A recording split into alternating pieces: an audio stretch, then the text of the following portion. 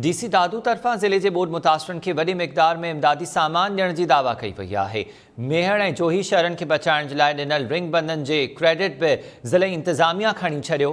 डीसी दादू मुर्तज़ा शाह तरफ़ां दादू जी अदालत में रिपोर्ट जमा कराई वई आहे। रिपोर्ट में चयो वियो आहे त ॿोॾि मुतासिरनि खे रिलीफ कैंप्स ऐं टेंट सेंटर में मुंतक़िल कयो वियो आहे। आगाह कयूं पिया तव्हांखे त हीअ अजीब सूरत हाल साम्हूं आई आहे। दादू ज़िलो जेको हिन वक़्तु बरसाति जे पाणी सबबु उॾल आहे। जोही ऐं मेहर शहर खे उतां जे शहरनि बचायो।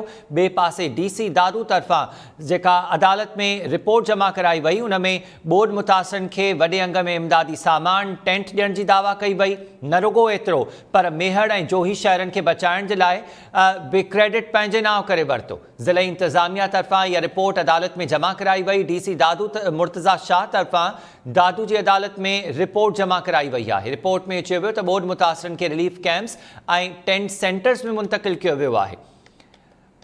अयाज़ ब्रोई खान जा वधीक तफ़सील मालूम कयूं था। अयाज़ आगाह कजो, दादू जे मुख़्तलिफ़ इलाइक़नि में जॾहिं ॿोॾि पए आई त रुगो ऐलान कराया विया, कंहिं क़िस्म जी का मदद न कई वई माण्हुनि जी।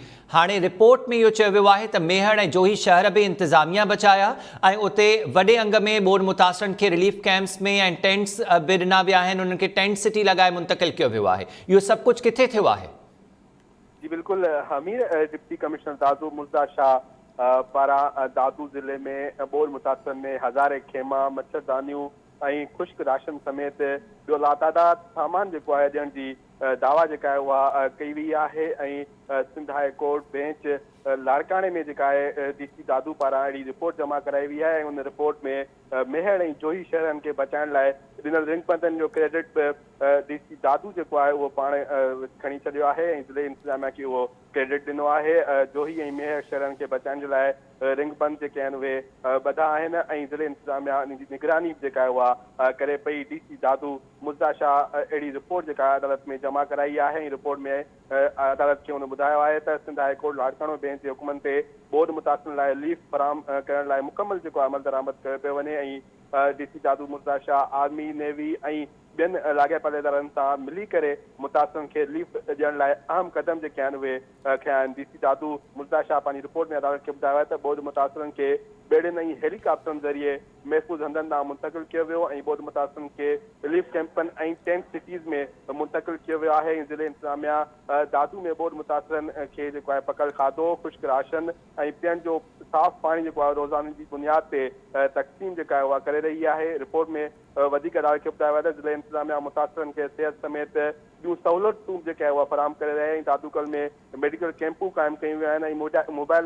मेडिकल टीमूं जेके आहिनि उहे मुतहरिक कयूं वियूं आहिनि। ऐं रिपोर्ट में चयो आहे त मुल्की ऐं गैर मुल्की NGOs मुतासिरनि खे मदद जेका आहे उहा उहे फराहम कनि थियूं। ऐं जोही ऐं मेहर शहरनि खे बचाइण लाइ रिंग बंद ॿधा विया, जिन जी निगरानी ऐं मज़बूती लाइ गैर मामूली कोशिशूं जेके आहिनि उहे कयूं वियूं आहिनि। डीसी दादू अदालत में जमा कयल रिपोर्ट में वधीक ॼाणायो आहे त दादू में मुतासिरनि में 7,830 टेंट, 10,000 राशन बैग, 38,500 मच्छरदानियूं, 9,000 तरपाल ऐं ॿियो सामान विरायो वियो आहे। ऐं ज़िले में 64 मेडिकल कैंपूं ऐं 186 मोबाइल मेडिकल कैंपूं जेके आहिनि उहे क़ाइमु कयूं विया आहिनि। इन खां अलावा रिपोर्ट में चयो वियो आहे त दादू में रिलीफ ऐं रेस्क्यू ऑपरेशन में 95 ॿेड़ियूं जेके आहिनि उहे मसरूफ़ आहिनि, जिन में नेवी जूं 13, आर्मी जूं 16 ॿेड़ियूं ऐं 60 जेके आहिनि उहे प्राइवेट ॿेड़ियूं शामिल आहिनि जेके रिलीफ ऐं रेस्क्यू ऑपरेशन में कमु कनि पियूं। उन खां अलावा दादू ज़िले जी जेकॾहिं तव्हां सूरत हाल ॾिसंदव त हिन वक़्तु ताईं जेके ॿोॾि मुतासिर आहिनि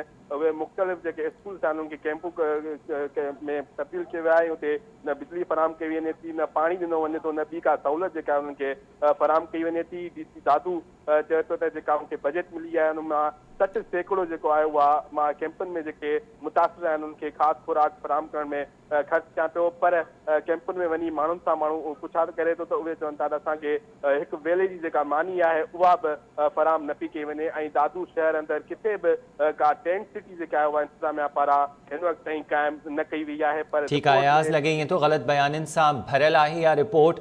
मेहर ऐं जोही शहरनि खे बचाईंदड़ अवाम तरफ़ां बि अञा हिन ते रद्द अमल अचणु साम्हूं बाक़ी आहे। डीसी दादू तरफ़ां दादू जी अदालत में इहा रिपोर्ट जमा कराई वई आहे जंहिंमें इहा दावा कई वई आहे त ज़िले ज़िले इंतज़ामिया माण्हुनि जी मदद भी कई, वॾी मिक़दार में इमदादी सामान बि माण्हुनि ताईं पहुचायो। न रुॻो एतिरो पर इन रिपोर्ट में इहो क्रेडिट बि खयो वियो आहे त मेहर ऐं जोही शहरनि खे बचाइण जे लाइ बि रिंग बंद ज़िले इंतज़ामिया तरफ़ां उते ॾिना विया।